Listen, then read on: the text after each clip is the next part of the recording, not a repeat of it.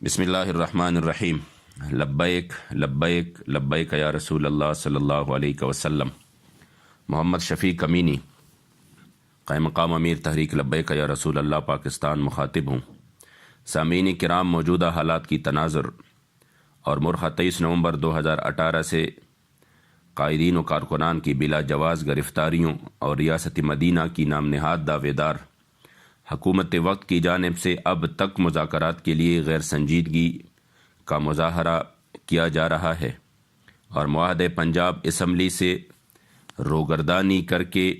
بدعہدی اور بدشکنی کی بدترین مثال قائم کی جا چکی ہے۔ ان سب حالات کے پیش نظر یہ میں بتانا چاہتا ہوں کہ حکومت وقت کو اب تک اس بات کا احساس نہیں ہوا کہ آج غیر شرعی، غیر آئینی، غیر اخلاقی گرفتاریوں کو کم و بیش 19 دن گزر گئے، مگر تاحال یہ حکومت اپنی قوم کے ان عظیم ترین علماء و مشائخ کو گرفتار کر کے مسلسل یہ تاثر دے رہی ہے جیسے وہ وارثان انبیاء کرام علیہم الصلاۃ والسلام نہیں بلکہ خدا نخواستہ دنیا کی کوئی خطرناک ترین دہشت گرد ہیں اور یا انسان بھی نہیں ہے۔ گرفتاریوں سے قبل جو بھی مذاکرات پنجاب اسمبلی کے دھرنے کے دوران کیے گئے اور پھر اس کو جانبین کی جانب سے معاہدے کی صورت دی گئی تو تحریک نے اپنا حق تو ادا کر دیا، مگر حکومت بدعہدی کے پیش نظر معاہدے پر من و عن عمل درآمد کرنے کے لیے گرفتاری سے قبل وفاقی وزیر مذہبی امور سمیت کئی اہم وزراء سے اس ضمن میں ملاقاتیں کی گئیں، مگر بجائے اس کے کہ حکومت ریاست مدینہ کی اصول پر عمل کرتے ہوئے اپنا معاہدہ وفا کرتی،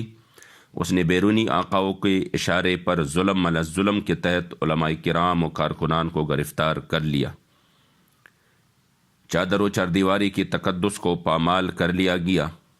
اور بزرگوں، بوڑھوں اور گھروں میں داخل ہو کر عورتوں پر ظلم کیا گیا، یہاں تک کہ ایک استاد العلماء مولانا محمد یوسف سلطانی شہید رحمۃ اللہ تعالی علیہ، جو کہ 80-90 سالہ بزرگ ہونے کی وجہ سے قید و بند کی تکلیفیں اور صعوبتیں برداشت نہ کرتے ہوئے ہم سے جدا کر دیے گئے۔ عباسیہ ملونہ کے حوالے سے گردش کرنے والی خبریں یہ واضح پیغام دے رہی ہے کہ حکومت وقت اپنے ذاتی مفادات کی خاطر اور غلامی کی بدترین مسائل قائم کر کے اس کی سودے بازی سے باز نہیں آنا چاہتی،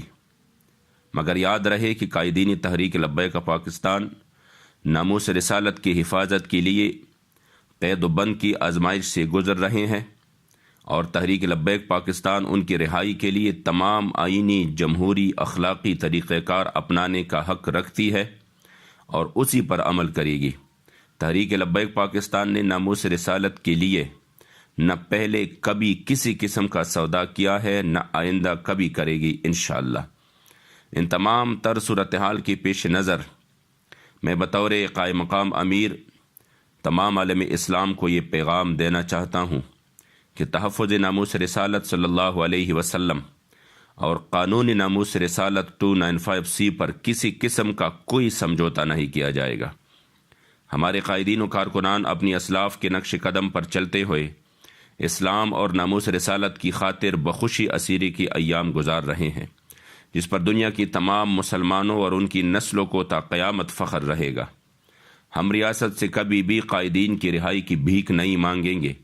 بلکہ تمام تر آئینی اور جمہوری حقوق استعمال کرتے ہوئے قائدین اور کارکنان کی رہائی کے لیے کوششیں جاری رکھیں گے انشاءاللہ، اور انشاءاللہ بہت جلد